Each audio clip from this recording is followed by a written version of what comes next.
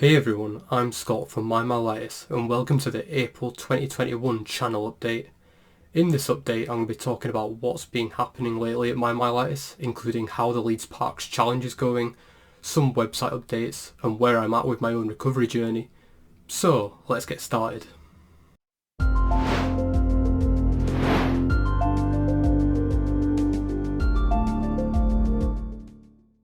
So the first thing I want to update you on is the Leeds Parks challenge for the Leeds Hospitals charity. And as I mentioned in the fundraising video, I wanted to give something back to the people who treated me during my MOGAD antibody disease attack and diagnosis back in 2020. The aim was to run 10 5k runs starting from the start of March and ending at the end of April. Currently I have run 9 out of the 10 runs and I'm currently on track to achieve this. The fundraiser so far has raised £455, which is more than double than the original £200 target, which is really great. And I'm really happy that people have been so generous with their donations and supporting a great cause. And there's still time if you'd like to donate on the Just Giving page, which I'll leave in the description to this video. Okay, so the next update I want to give is about the MyMyelitis website. The website is now growing and it's getting quite a lot of traffic from search engines. And by the end of April we are on track to have more views than the whole of what we had in 2020.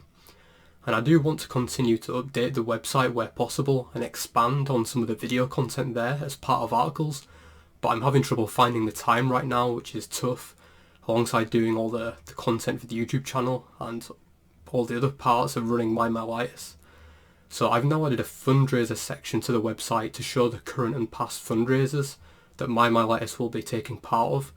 Since fundraising is a huge part of why I started MyMyelitis, it makes sense to have a section on the website to showcase all the great initiatives we are supporting. And the last part of the website updates is the email list. Some people may not know this, but we have an email subscription where we send out a monthly update of all the happenings at MyMyelitis. When signing up, you also get access to a recovery tracker, which was made so that those who were newly diagnosed were able to track their recovery, their treatments and their therapies. But the amount of people who've signed up to this subscription list is quite low, and partly because we haven't advertised it enough, but in comparison to the website views it's quite low, so I'm considering changing the incentive to something else. Instead of having recovery trackers, to potentially having some other more useful forms of materials which more people would appreciate.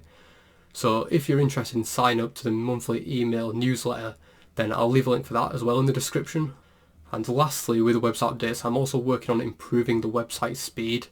Now the website itself isn't slow for PC users, but I have noticed it can take a few seconds to load up if you're accessing it on mobile, especially if you're not on a Wi-Fi connection. So we're currently looking at some technical solutions to basically speed this up so that people have access to the MyMyelitis website wherever they are, and no matter how good their internet connection is at the time, they'll be able to access all the information there. Okay, so the last part of this update is going to be about the Scott Story series. Recently I've had quite a few health updates, which has been a big reason as to why I haven't been able to create a lot of the content for either the website or the YouTube channel here. But once this has all been sorted, I will be releasing another Scott Story episode updating you all on how my MOGAD antibody disease journey is going. Hopefully this episode should be coming out soon, but I just want to wait for it all to be finalised before I announce anything. In the meantime, I've also rewritten the Scott Story page on the MyMyelitis website. Originally this was like a blog post where I used to add to it as I had updates, but now after there's been quite a bit of time since I started it, looking through it, it started to be a bit more unorganised and it didn't quite read too well.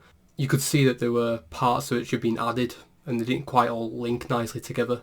So I wanted to condense this down and rewrite it to summarise the story much better, so that people who are reading it they're left with the most important parts of the story without it taking forever to read.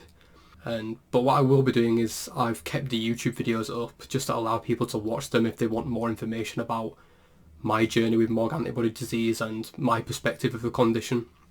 Okay, and that's all the updates I have for you right now. There are a couple more things in the works which I don't think I can talk about at the moment, but there will be some very big announcements I hope coming soon about MyMyelitis and some potential involvement in the MOGAD antibody disease world, including research, so Again, I can't say anything at the moment, but I'm looking forward to sharing that when I can. So thanks for watching the video, and if you've enjoyed it, be sure to give it a like and subscribe, and share it with your friends, family, who may also be interested in this channel. So thanks again, and I'll catch you in the next video.